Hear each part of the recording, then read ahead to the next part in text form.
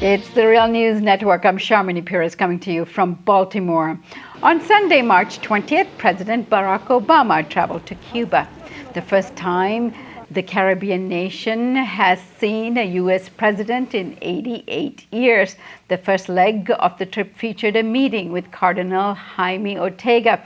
The Cardinal was a key figure in the negotiation process between Havana, Washington, and the Vatican, where Pope Francis also played a key role. President Obama then met with Cuban President Raul Castro and then convened with business leaders from both Cuba and the United States. On his last day in Cuba, the president is expected to give a speech that will be broadcast throughout Cuba so that he can speak directly to Cubans, and he will meet with political dissidents before finally attending a baseball game and leaving for Argentina. The president's trip is being hailed by some U.S. policy analysts as a shining example of soft diplomacy. Let's see what our guests have to say about that. James Early is a former director of cultural heritage policy for folk life programs at the Smithsonian Institute. He's also a board member at the Institute for Policy Studies and at the Real News Network. He has made numerous cultural visits to Cuba. James, thank you so much for joining us today. Thank you. And I'm also being joined by Alex Main. Alex is a senior associate for international policy at the Center for Economic and Policy Research, where he focused on U.S. foreign policy in Latin America and the Caribbean. Alex, thank you so much for joining us today. Thank you. So, James, let me begin with you. I want to get both of your reactions, actually, to the visit. Is this a good thing for Cubans, and how will it impact Cuba? This is definitely a major advance for Cuba and a testimony to the perseverance of Cuban citizens and the statecraft of their public servants in steering them through a 54-year horrendous process of attempted destabilization, of arson on the part of terrorists, shoot downs of planes. And what they have effectively done is to maintain their sovereignty, their self-determination, and they have been able to align the nations of the Caribbean and Latin America through the new community of Latin American and Caribbean nations, the ALBA countries, and along with the European Union, into leveraging the United States back into the UN protocols of how nations should normatively handle their differences as well as to pursue their mutual interests. So it is a fig leaf for those who would say that this is a reflection of soft power. The U.S. has admitted openly, President Barack Obama, his foreign policy advisor, Susan Rice, many members of the U.S. Congress, including conservative members of the Congress, have said that this has been a failed policy in trying to overthrow the Cuban Socialist Revolution. So, Alex, let me also get your reaction to the visit. Is this a good thing for Cubans, and how will it impact Cuba? Well, we'll have to see. The Cubans, I think, rightly are proceeding very cautiously with this opening. And I think actually part of the reason that Obama is visiting is to try to force the business agenda of the U.S. down the throat of the Cubans a bit. There have been a lot of complaints from the administration and from some of the U.S. business community that, in fact, Cuba isn't responding quickly enough to the economic overtures of various private sector interests, the agribusiness and so on, that are trying to get into the Cuban market more quickly. And I think that will most certainly be part of Obama's agenda in Cuba, most likely part of the private discussions that he's going to have with Raul and other Cuban officials.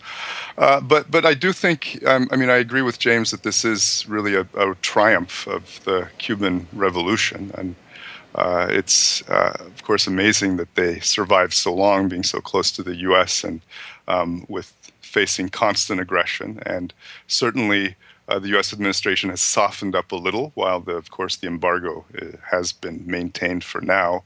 But I think really Obama's given a little bit too much credit for all of this. I mean, perhaps other presidents would have moved more slowly, less decisively than he did.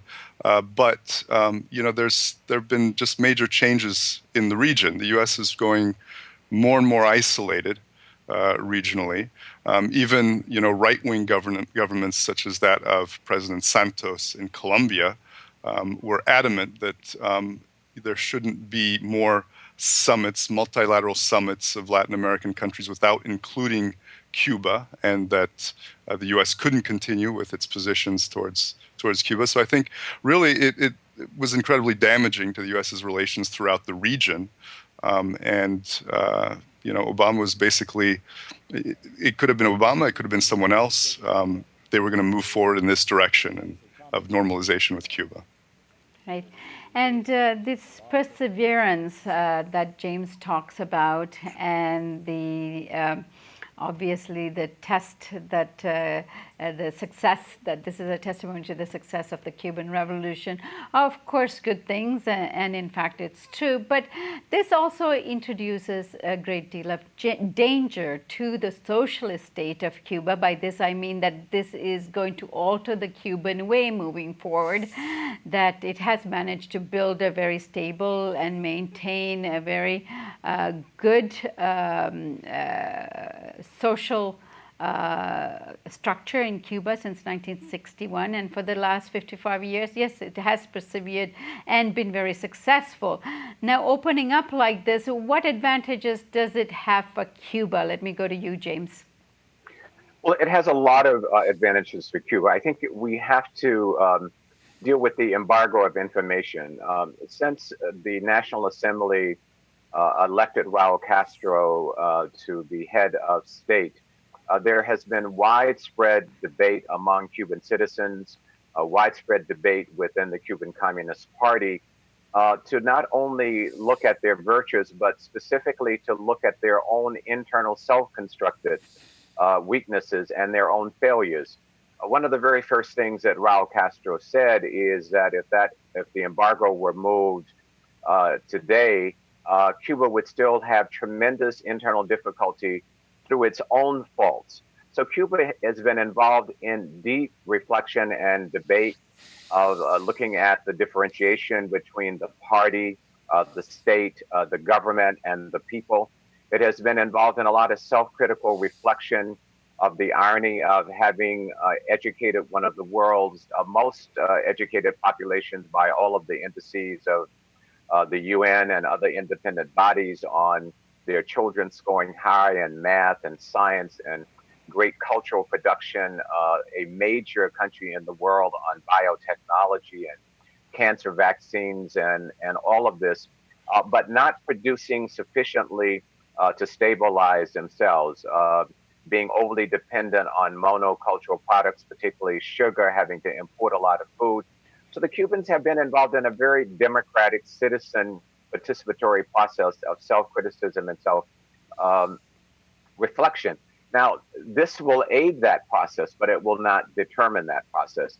There is ongoing, open, expressed concerns about how U.S. investments, how remittances from the United States will exacerbate class differences, how it is already exacerbating certain racial differentiations and material stability.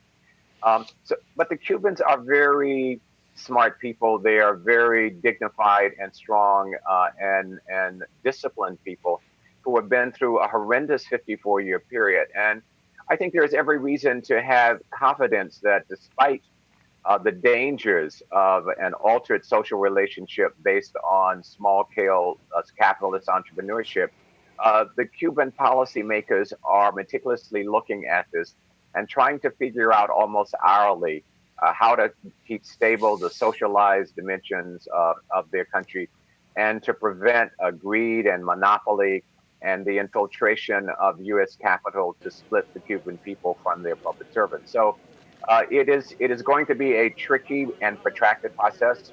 As Alex pointed out, the Cubans are moving very deliberately in a very measured and protracted way. They will not allow themselves to be rushed into investment relationships. And they're taking their time and figuring this out step by step. So I think there's reason to have confidence that they will find their way through this and the challenges that foreign capital and the attempts of the U.S. still to overthrow the Cuban regime. The United States Department is still funding dissidents. USAID is still funding regime change groups, and the National Endowment for Democracy is still propagandizing. But the Cubans are managing their way step by step, and it's very early in the game. So we will have to see over the course of the next 24 months or so.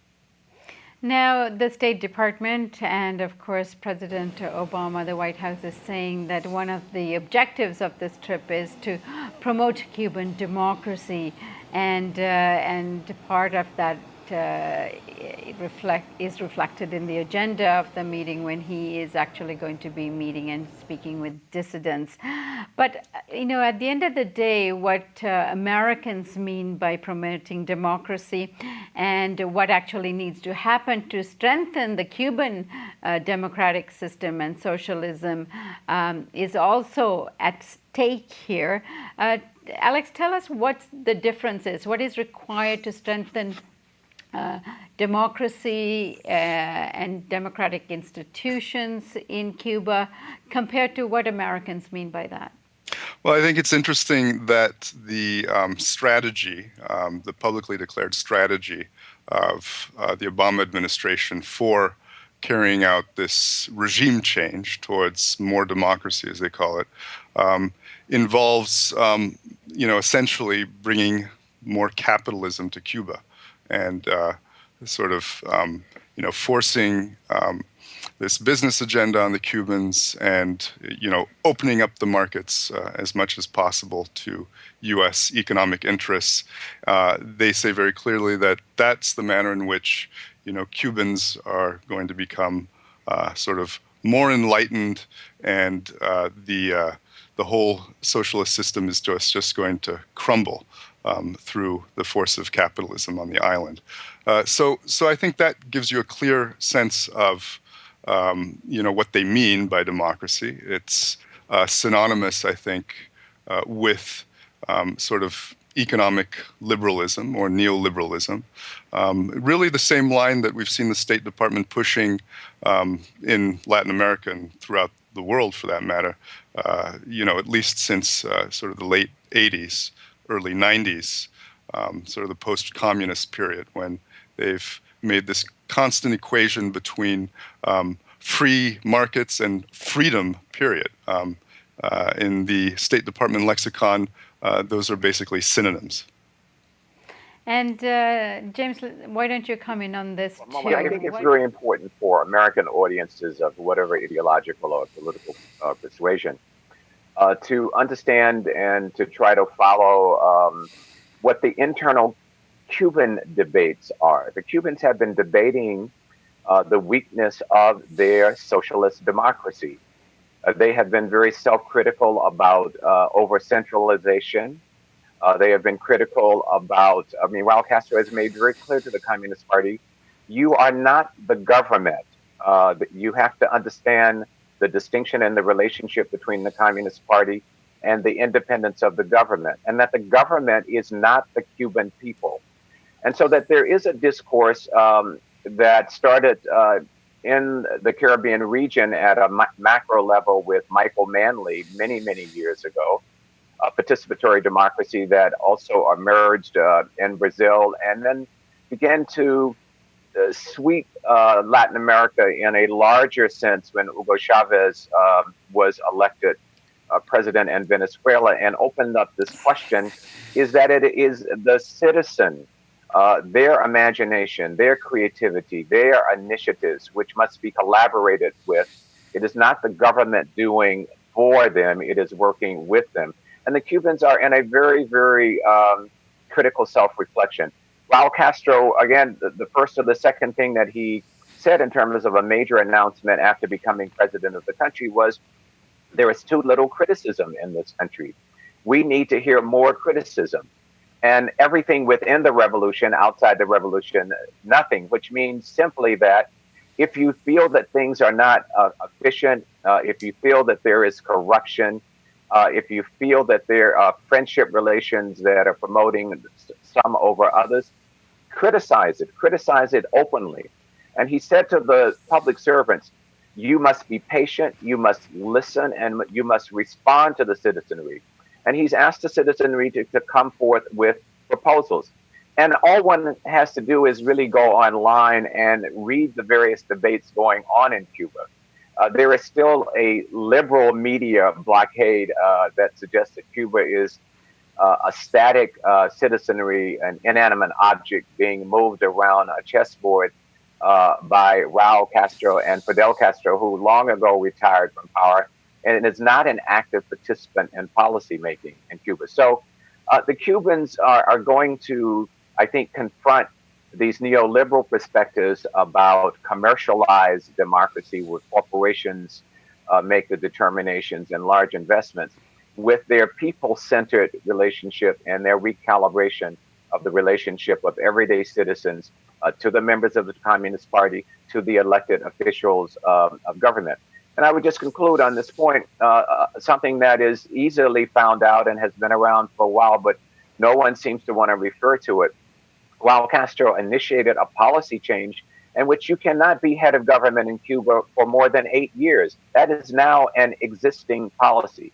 And I think we will see more and more of those kinds of internal recalibrations based on how Cubans want to proceed to ensure that their citizens are really at the center of the notions of democracy, the notions of policymaking, and the notions of development, and a reconsideration of what is the role of the Communist Party and how do you make the government function better, and most definitely how you get a more efficient economy.